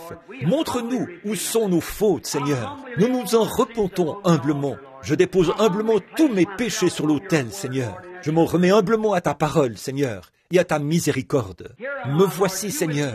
Agis avec moi comme bon te semblera. Voilà le cri de cette Église, Seigneur. Agis avec nous comme bon te semblera. Je ne peux parler que pour moi, pour moi-même, Seigneur. Mais je crois que dans leur cœur, ils croient la même chose. Agis avec nous comme bon te semblera. Nous croyons, nous voulons être héritiers, et nous savons que nous sommes héritiers aussi longtemps que nous demeurons en Jésus-Christ. Nous sommes héritiers avec lui devant le trône. Maintenant, sois avec nous. Guéris la maladie qui se trouve au milieu de nous, Seigneur. S'il est encore malade, ici ce soir, touche-le, guéris-le, rétablis-le, accorde-le, Seigneur. S'il y a une âme malade, qu'elle soit guérie en cet instant, que cette âme estropiée soit rétablie. Puissent ces genoux affaiblis qui sont languissants et ces faibles mains se lever pour le glorifier et pousser des cris vers Dieu, que les chemins tortueux soient redressés, qu'il y ait une grande route dans le désert pour notre Dieu. Seigneur, nous croyons que tu viens bientôt. Puissions-nous proclamer ta parole haut et fort, Seigneur, et préparer une grande route dans le désert et redresser les lieux tortueux pour notre Seigneur. Puissions-nous extirper toute racine dénominationnelle. Puissions-nous extirper toute racine d'amertume, extirper toute méchanceté, jalousie et querelle, afin que la vraie parole de Dieu coule comme des fleuves de joie. Accorde-le, Père. Nous nous remettons à toi maintenant, juste avant de prendre ce souper du Seigneur. Au nom de Jésus-Christ, Amen.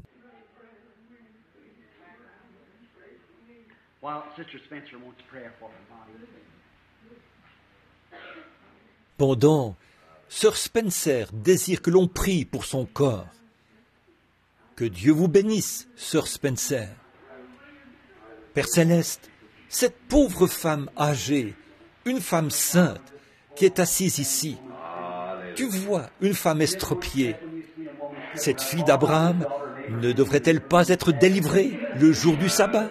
Et maintenant, peut-être que la plupart de ses amis, Seigneur, les amis de longue date, qu'elle avait l'habitude de recevoir, et ses ministres, ceux qui se sont assis dans sa maison, ils sont partis. Beaucoup d'entre eux, ils ont pris la grande route pour le ciel. Elle est seule maintenant, Seigneur, comme un témoignage. Il ne lui reste plus personne maintenant, seulement ses enfants, et peut-être un ami ici et là, Seigneur, un parent avec elle de temps à autre. Mais elle se tient seule, comme une grande forêt qui a été rasée, et où il ne reste qu'un seul arbre. Oh Dieu, je prie que tu abaisses les regards et que tu sois miséricordieux, Seigneur.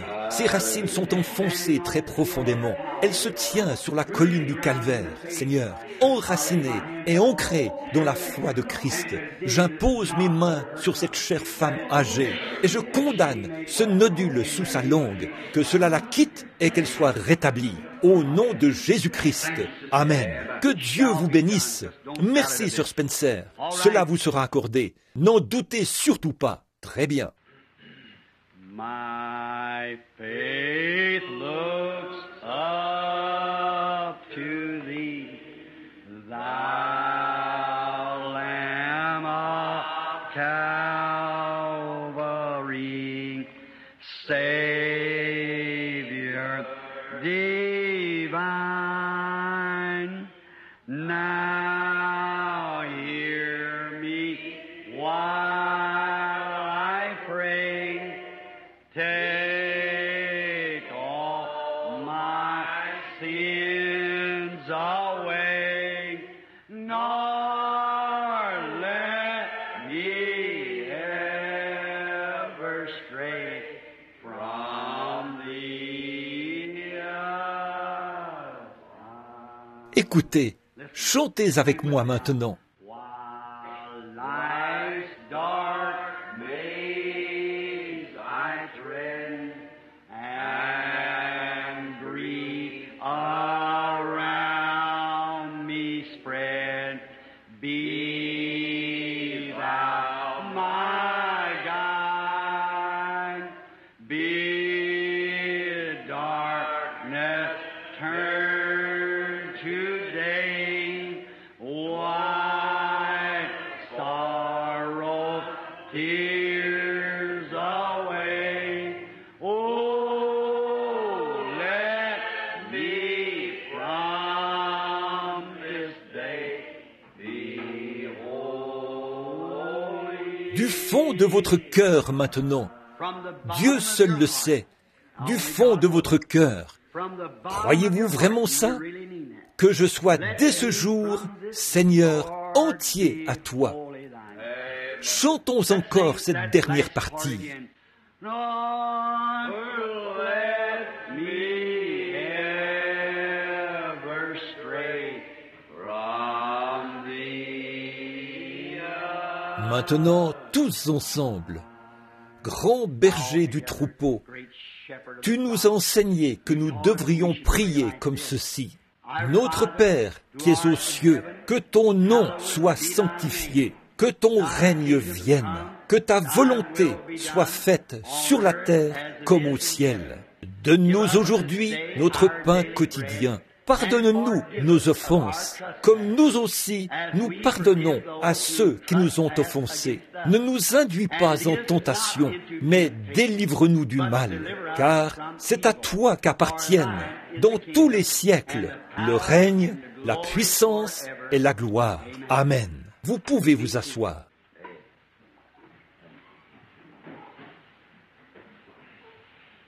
On me demande de prier pour l'enfant de Sir Shepherd. Je viens de me souvenir qu'ils ont appelé tout à l'heure pour que l'on prie pour l'enfant. Et j'ai prié pour elle. Je devais être ici pour un entretien et je ne pouvais pas aller chez eux. Mais ils ont dit que la petite fille était malade et qu'elle avait de la fièvre et qu'elle avait des raideurs en quelque sorte. Et c'est sans doute un virus qui circule. Vous êtes au courant de cela. Parfois, les muscles se contractent de telle manière qu'il faut les masser avec les mains, comme c'est le cas pour Madame Halley et beaucoup d'autres ici. C'est un virus qui circule. Et elle, j'ai prié et j'ai dit que si le bébé n'allait pas mieux, à 21h, ou lorsque nous terminerons le service, d'appeler ici et nous irons chez eux. Si le bébé allait mieux, très bien. Alors, prions humblement pour cet enfant maintenant, avant de prendre la communion. Seigneur Jésus, ce petit bébé, je ne sais pas quel âge elle a, ni rien, mais c'est un de nos disciples bien-aimés ici, Seigneur. Un de nos croyants, c'est l'enfant de Sir Shepherd et de frère Shepherd, un petit joyau que tu leur as donné, Seigneur. Nous prions pour que tu veilles sur elle, que tu la bénisses et la protèges, que tu la guérisses et la rétablisses. Nous réclamons cela à l'instant, après ce message. Nous réclamons sa guérison. Nous réclamons cela pour la gloire de Dieu, selon sa parole. Au nom de Jésus-Christ, que la maladie quitte cet enfant et que l'enfant guérisse et se rétablisse. Pour la gloire de Dieu. Cela a été prononcé, maintenant que ce soit fait. Amen. Croyez-vous?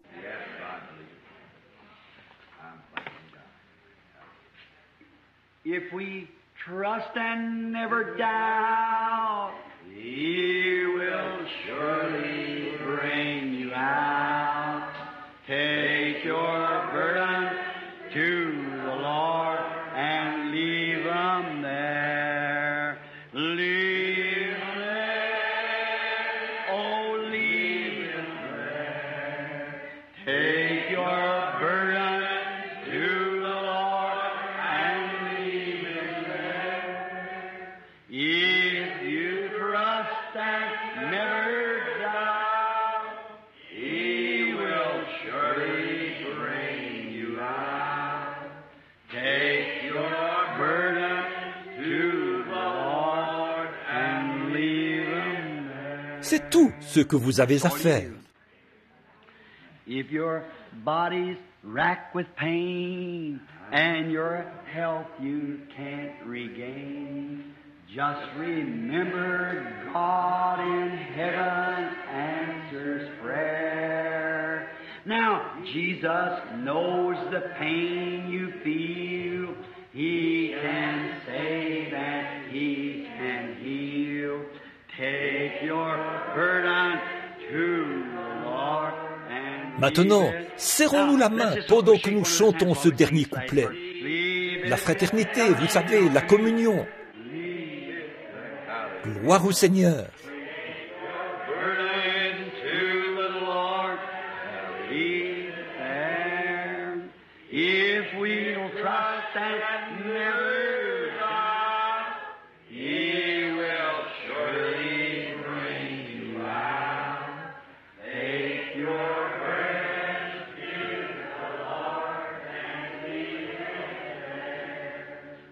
Oh, n'est-il pas merveilleux? Bon, maintenant, avec notre confession, notre croyance, la confession de nos péchés, nous croyons que tous nos péchés sont de la mer de l'oubli. Celui qui confessera ses péchés, Dieu est juste pour les omettre. Voyez, ils sont dans la mer du sang de Jésus-Christ. On ne s'en souviendra plus jamais. Combien d'entre vous, les femmes, savent ce qu'est du décolorant? Vous toutes. Maintenant, prenons simplement un grand bassin rempli d'eau de Javel. C'est un décolorant, un grand bassin rempli d'eau de Javel. Et ensuite, prenez un petit compte-gouttes. Et dans ce compte-gouttes, il y a une goutte d'encre noire. Et ça, ce sont vos péchés. Tenez-vous là, au-dessus du bassin, et pressez le compte-gouttes pour que l'encre tombe dedans. Puis regardez dans le bassin et essayez de la trouver. Qu'est-il arrivé? Qu'est-ce qui est arrivé à l'encre?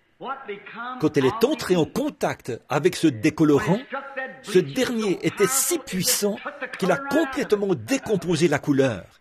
Elle ne sera jamais plus. Qu'est-ce que c'est? Elle est disparue. Elle est perdue pour l'éternité. Qu'est-ce que c'est? L'encre elle-même est devenue de l'eau de Javel. Ça, c'est ce que fait le sang de Jésus-Christ pour chaque péché confessé. Qu'est-ce que c'est? C'est oublié, c'est disparu, c'est fini, c'est omis, c'est dissocié, c'est répudié. Cela ne pourra plus jamais être retenu contre vous. Quelqu'un appelle quelque part. La sœur témoigne qu'elle vient d'être guérie. Eh bien, loué soit l'Éternel, toujours vivante. Merci Seigneur. Nous remercions le Seigneur. Oh Dieu, combien nous te louons pour ta bonté. Oui, une humble petite âme là-bas au fond a été touchée. Le Seigneur l'a touchée. Très bien, il est le souverain sacrificateur qui peut être touché par le sentiment de nos infirmités. Souvenez-vous, chaque parole est une encre inébranlable et sûre. Il n'y a pas... Voyez, mettez simplement votre foi en elle et ne bougez pas. Restez là. Bon, vous ne pouvez pas la mettre là et la reprendre et dire « Je vais réessayer ». Mettez votre foi là. Ne bougez pas de là. Tenez ferme. Oui, monsieur, comme Abel l'a fait, mourrez à vos propres pensées. Dites simplement « Oh Dieu, c'est ta parole ». Ce que je pense n'a aucune importance. C'est ta parole. Voilà, c'est tout. Et Abel est mort sur le rocher. Et que... il vous touchera tout comme il l'a fait pour la sœur là-bas. C'est si simple. Nous essayons de rendre cela, pas nous. Satan essaie de rendre ça si compliqué, vous savez. Il dit, oh, tu sais, c'était pour une époque passée, et tout ça. Ça, ce sont les incroyants. Mais pour vous qui croyez, il est précieux. Rejeté, en effet.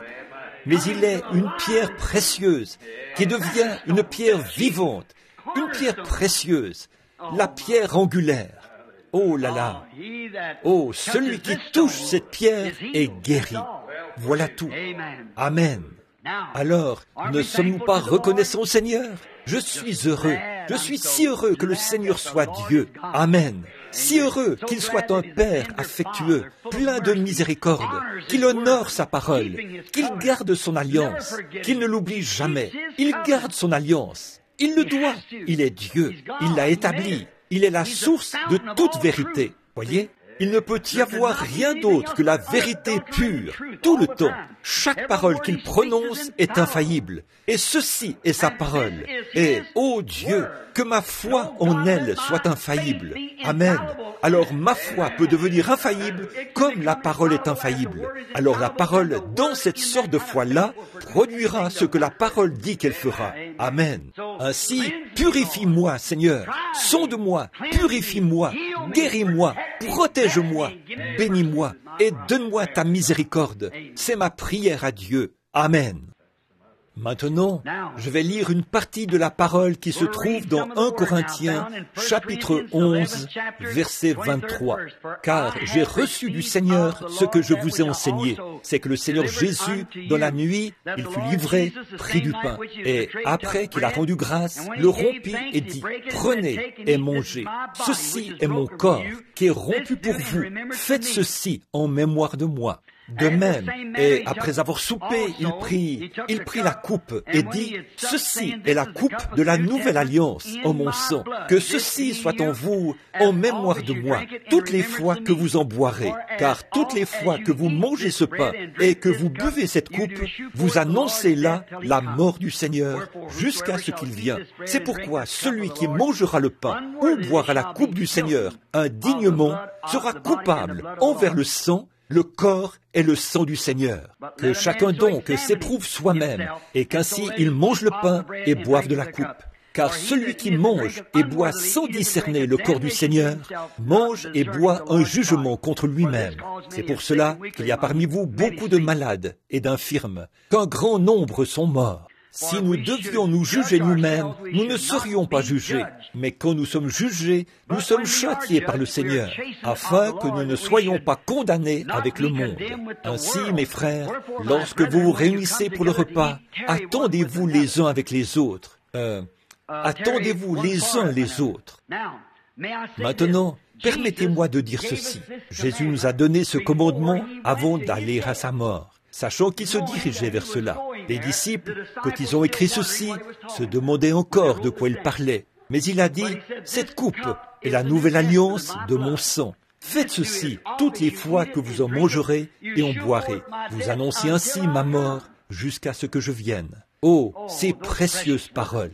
Les disciples se sont sans doute demandé, qu'est-ce qu'il veut dire par annoncer sa mort? Comment pouvons-nous faire cela? C'était là tout un mystère pour eux, mais pas pour lui. Il était Dieu. Il savait ce qu'il devait faire. Annoncer, alors il a dit, quand vous vous réunissez pour manger. Or, celui qui mange et boit indignement, qui vient ici et fait profession d'être chrétien, qui prend le corps du Seigneur, puis qui sort et vit comme le monde, et qui nie Christ et sa puissance, et des choses comme ça. Vous déshonorez vraiment Dieu. Vous déshonorez Christ. Alors, ne la prenez pas.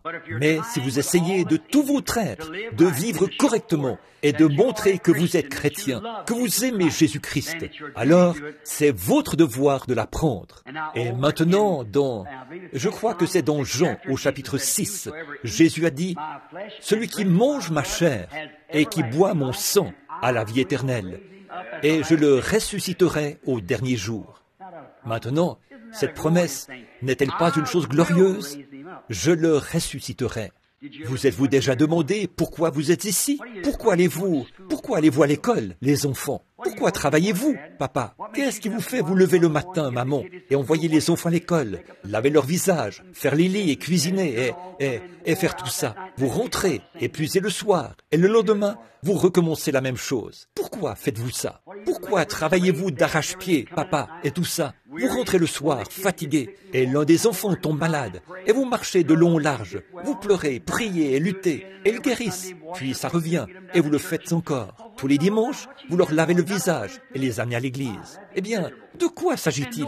Pourquoi êtes-vous ici? Est-ce que c'est tout ce qu'il en est? Oh là là, ce serait misérable. Et de savoir que vous devez partir de toute façon. Voyez, de quoi s'agit-il? Oh, frère, c'est le moment de nous examiner. C'est le moment de saisir l'occasion. C'est l'occasion d'accepter ceci. Dites-moi ce qui pourrait remplacer ça. Dites-moi ce qui pourrait être mieux que ça. Indiquez quoi que ce soit dans le monde. Que vous soyez le roi de la terre. Que vous régniez sur l'univers. Que vous soyez un Khrouchtchev ou un Kennedy. Ou peu importe ce que vous désirez être. Vous allez mourir quand même. C'est vrai. Vous ne savez pas à quelle heure cela peut venir. Cela pourrait être d'un moment à l'autre. Mais ici, quand la mort frappe, vous avez la vie éternelle. Et vous ne pouvez pas mourir. Vous avez la garantie du Dieu de toute la création, qui est possesseur du ciel et de la terre. Je le ressusciterai au dernier jour. Viens au secours de mon incrédulité, ô Dieu. Remplis mon âme, ô Dieu. Purifie-moi, remplis-moi, charge-moi et envoie-moi. Ne me laisse pas mourir, laisse-moi vivre pour raconter l'histoire. Laisse-moi aller dans chaque fente et chaque recoin de la terre et prêcher la parole et semer la semence. Oui, monsieur, afin qu'il y ait une moisson au dernier jour de la vraie et pure parole, avec des croyants en Christ. Vos péchés sont-ils sous le sang ce soir, par la foi en Jésus-Christ? Nous allons maintenant prendre la communion. Pas la communion. Vous communiez lorsque vous mangez l'un avec l'autre. Communiez simplement avec Dieu. La communion n'est pas le pain ni le vin. La communion, c'est converser avec Dieu. Et ce que nous prenons est un symbole. Nous croyons en sa mort, son corps brisé, son ensevelissement et sa résurrection. Nous croyons en la présence du Saint-Esprit. Et nous croyons qu'il nous a donné la vie éternelle et que nous ne pouvons pas mourir, car nous sommes passés de la mort à la vie. Et un jour, ici, lorsque nous nous séparerons les uns des autres, nous allons ressusciter dans la résurrection les uns avec les autres, unis ensemble avec Jésus-Christ en tant que corps. Amen. En me fondant sur ces principes et sur la confession de mes péchés et sur ma foi dans le Fils de Dieu, je place devant moi et l'Église ces éléments que Dieu nous a laissés afin que nous les pratiquions pour annoncer sa mort jusqu'à ce qu'il vienne.